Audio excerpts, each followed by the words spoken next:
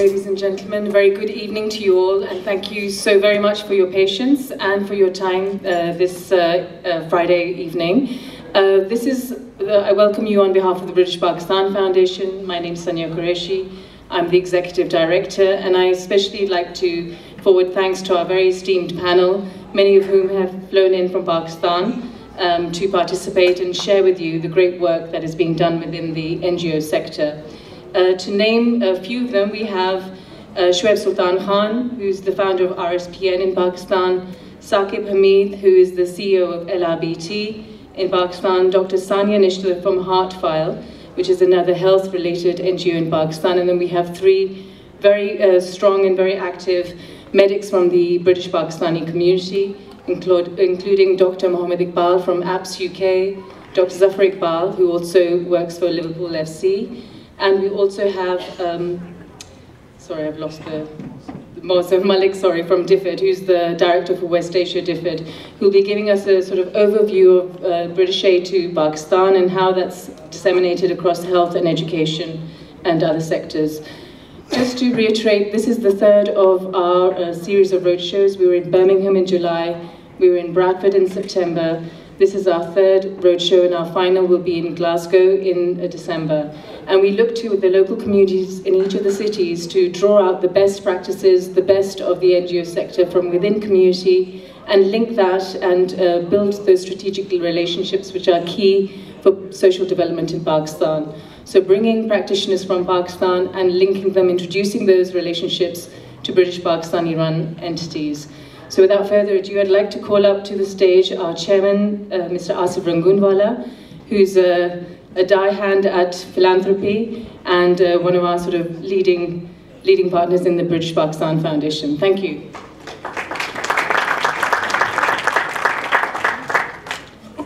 Right, thank you very much. Assalamu alaikum. First of all, I'd like to thank all the people from Manchester who took this opportunity to come and be with us here this evening.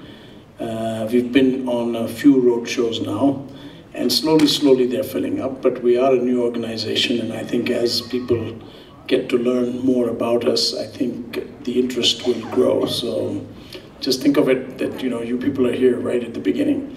I want to thank all the speakers that have come from all over, and I wanted to give you a little idea as to where BPF is coming from and what the objectives here are. BPF was originally, well, it originally started in the US in the form of APF, the American Pakistan Foundation. About two and a half years ago, one of our, the foreign minister at that time, Mr. Shah, he decided that he would throw this idea open to the forum, to the diaspora here in Pakistan. And we took up the challenge and we decided that this was a good idea. It is not a charity. This is an organization which is trying to fill a gap which is required between existing Pakistani charitable or NGOs, which, from what I understand, and we'll get a better idea as we collect more and more data, that there are over 650 Pakistani charitable NGOs in the UK. Okay, so we don't need to be another one of them. What we do need to do is we need to fill this gap between identifying what the NGOs, or most of them that are doing here, with the prime objective of BPF, which is the socio-economic development of Pakistan. First, I must thank British Pakistan Foundation for basically giving this kind of exposure to RSPN and personally honoring me in this way.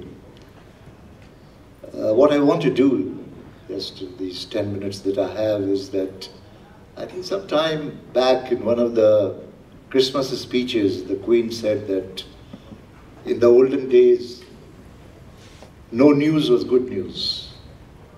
Nowadays, good news is no news.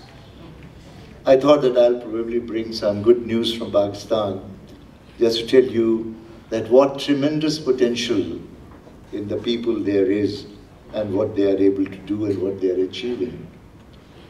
For example, this site that is in front of you, this was the first dialogue I held in December 1982 in a village, Japuka, in northern Pakistan. And I said to them that, look, I have not come here to solve your problems. I'm not here to listen to what this program should do for you. I said that I have a tremendous belief and conviction that you have the potential to do things. And that is what we want this program to unleash. Asif talked about news on TV. One thing I've noticed since I've been in the UK is that if you hear anything about Pakistan, it's always negative. NRBT is an organization which focuses on eye care and only on eye care. That's its speciality. And it has been described by Sightsavers International, which is also known as the Royal Commonwealth Society for the Blind, as the only national safety net for eye care that the underprivileged have in Pakistan. And as my presentation goes along, you'll see why they said so. Pakistan, as you all know, is a desperately poor country. 2/3 of the population lives below the poverty line. Their per capita income is on an average about 49 pounds, and 2/3 of which, or 60% of which is spent on food. And food inflation in the last 4 years has been 79%. So just keep this as a backdrop. So whenever a medical emergency happens, it is catastrophic for the family. Given the tightness of the time schedule, I'm also going to be quite brief actually. I'm not going to do a long presentation or give a lot of detail. There's a lot of material on our website. I'll just say a little bit about what DFID does and what we're trying to do in Pakistan, and also perhaps how you can engage with us. The first thing I wanted to just talk about briefly was what DFID is. So DFID is the Department for International Development. It's the ministry in the British government that is responsible for managing your money that's given abroad in aid to address poverty. We're accountable to Parliament, like all government ministries are. We have a Secretary of State who sits in the British Cabinet. Her name is Justine Greening, MP at the moment. And like a lot of government departments, we have a legislative framework that governs what we do. In our case, it's the International Development Act. This was a legislative framework that was put in place by the previous Labour government almost 10 years ago now. And the legislative framework that governs your money that the British government manages on your behalf and commits overseas is actually unique internationally, because what it stipulates is that the primary purpose of UK aid overseas has to be to reduce poverty. Humanitarian and development issue in Pakistan, which relates to medical impoverishment, because the state spends very little on the social sectors and health in particular. The public sector health facilities are in a dilapidated condition. The private sector is totally unregulated. The quality of care that is provided to people is really appalling. And when poor people like the ones that you saw up on the images land in hospitals, they really have to go back home. They really are faced with three choices. They can either go back home and relinquish their assets and become impoverished or be pushed further into poverty, or they can incur significant debt. And the third possibility is that they just forego care altogether. So with my own eyes, because I was trained, because I worked in Pakistan, I saw that people were taken back home with broken legs. Elderly women are constantly taken back home with broken hips. There just isn't the money there to pay for them. Now, technically and theoretically, the state has a system in place. It's called Baitul Mal. And the applications of such people ought to go to that institution, and that institution is supposed to help them. But in effect and in practicality, that doesn't happen, because there's a higher level of political patronage in the use of those monies.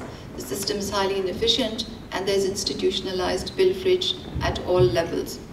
So essentially what we have done is no rocket science. We have created an alternative channel for such patients.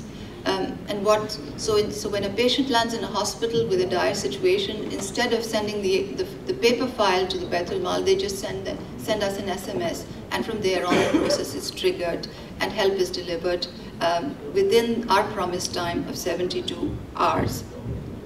Assalamu alaikum. Thank you, Sonia. And thank you, Chair Asif Rangunwala.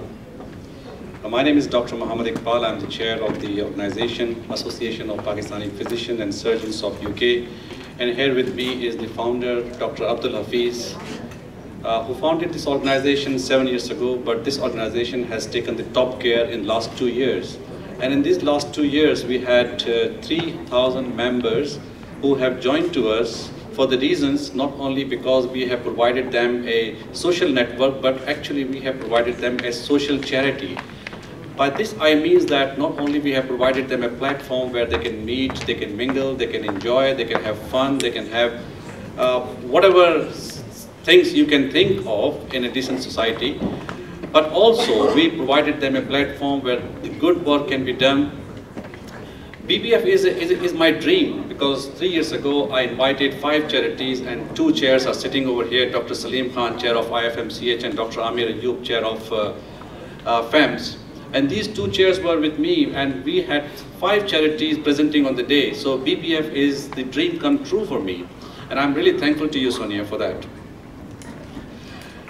You see, we are beautiful minds in the sense that we'd like to bring health to a sick, a smile to a sick person's face. We work very hard. We work even 72-hour shifts. Sometimes we work 1 week without rest. We can be called upon on the day when it is the wife's birthday, it is a wedding anniversary, it's son's birthday, daughter's birthday. It can be any day, but we can't say no. We just have to go. We just have to go to save the life of a person. We just have to go to bring a smile on the face of a sick person. This is our life. So we really need some fun also, some enjoyment also, some get-together also. This is why we formed ABPS UK, to have a platform where we can enjoy life. But at the same time, we decided that, yes, we will make sure something good comes out of this. For any structure, for any economy, 3 things are very important: the health, education, and social services. So as we are the medics, we are the experts on the medical specialties. So we thought, okay, let's have something on the medical side. But somehow it so happens that the boundaries are a bit gray, so we went into the education side on one aspect and the social services on the other aspect. All the honorable guests, it's been marvelous to see a lot more what's happening in Pakistan, and I agree with Sania. There's been a lot of apprehension even on our side in terms of how we go and who we work with and so on. Just to give you a little bit background of the organization and go through a few pictures, and then very quickly, I've been given only maybe 3 minutes. Organization has 4 main objectives. We work for doctors, support doctors in this country as well as back home. We work for public health, health awareness, through seminars, through different activities which we're going to, Dr. Sahab has mentioned already, and I'll just quickly show you as well. Our third objective is how we can do fundamental changes within the health infrastructure within Pakistan. In this country we have, I mean obviously we graduated from Pakistan, we know how the transition has been, we have seen both sides of the world. There are loads of skills which we have learned, and our aim is to transfer some of those skills which are transferable back home.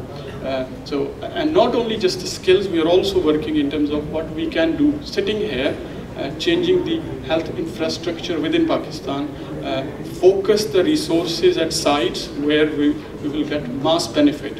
Just to give you an example, if you have whatever X amount of money, you build an extra ward in a hospital, the people who are beneficiary of that particular investment will be that village, mahalla, or whatever we call. But we've been targeting on areas where we invest same amount of money, but a much larger number of people benefit. And obviously, I'll touch that in a second. Third area which we work, a fourth area we work in is the disaster management. So whenever there has been any calamity, we have sent a huge number of doctors. We have nearly 4,500 members worldwide. Any doctor who is of Pakistani origin living anywhere in the world can be a member. So obviously we interact with them. Jazakallah, thank you to the BPF for inviting me. I feel a little bit of a fraud compared with certainly some of the other speakers. I've not achieved anywhere near as much as what the other speakers have done. I'm going to talk about, and by the way, I've just got a message from my mum. I've got exactly 2 minutes because she's very hungry. So I better make a quick move. So I'm going to talk about a problem which I think, unfortunately, is quite hidden and a lot of people find embarrassing, but is a major problem both here in the UK among Pakistanis and in Pakistan. My usual job is looking after relatively fit and healthy people. But as I said, today I'm going to talk about obesity. Just very quick, just to make sure that everyone's still awake. How many people are here? If you could show of hands, how many people like biryani? Okay, keep your hand up if you like samosa. Okay, and gulab jamun. Yeah, okay, so good. So that's what you're going to get served anyway, so it's that's good to know. Keep your hand up if you want obesity. No one? That's quite surprising. Well, it's not. But as if you continue eating those foods on a regular basis, unfortunately, that's what might end up. So what do we mean by obesity? I know there's lots of doctors here and they'll be aware of this anyway. If you go to your GP, they can give you an idea of what your ideal weight should be for your height. Okay, so you have different grades, but Pakistanis have to be different, okay, and those BMI charts don't work necessarily for Pakistanis. And so what is a more accurate reflection is your waist circumference. So everyone should know what their waist circumference is. And if you actually reach underneath your chairs, there's actually a tape measure underneath there, and you can actually find out right now. So as I said, this is going to be quite depressing news for some people. For Asian men, the maximum your waist circumference should be is 36 inches. And sorry ladies, for women the maximum should be 32 inches. Okay? So if it's more than that, unfortunately you have a much higher risk of heart disease, diabetes and obesity. It's very, very simple. Okay, you get obesity because of the fact that if you eat more than what you burn, your weight will increase. Alright? And I'm sure everyone participates in the minimum amount of physical activity. So for adults we should be doing 30 minutes 5 times a week. Okay? And for children, 60 minutes every day. Okay, but the problem is in this country, not enough people are, so nearly 70% of adults and kids are not doing enough physical activity. So what's happening there? Well, England may not be doing very well in cricket and football, but one thing that we can be proud of is that we have the fattest women in the whole of Europe. No round of applause for that. If we look at men, we're only in second place, so we've still got a little bit of catching up to do. So this is in the UK. Our world standing, okay, at the moment we hold the bronze medal position. USA holds a gold medal position for obesity. For actual Pakistan, we're way down. So if you look at the recent figures from Forbes, we're about 165 out of 194 countries.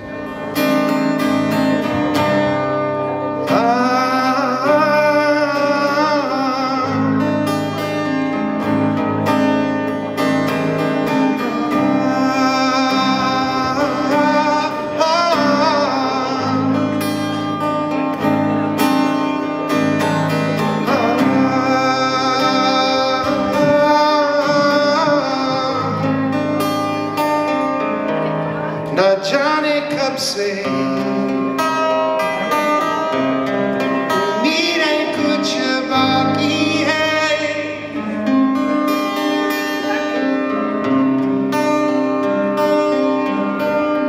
मुझे भी तेरी याद क्यों आती है, ना जाने कब से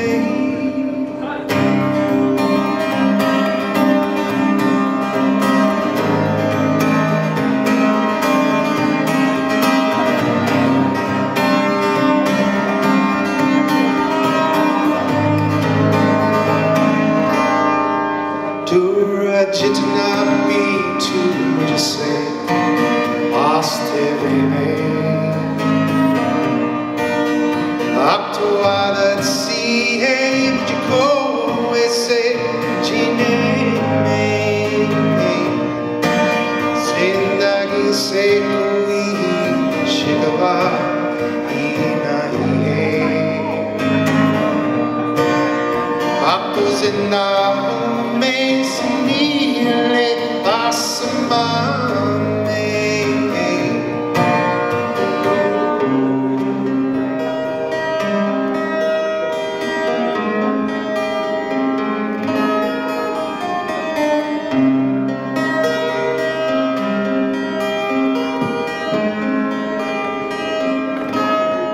चाहत सी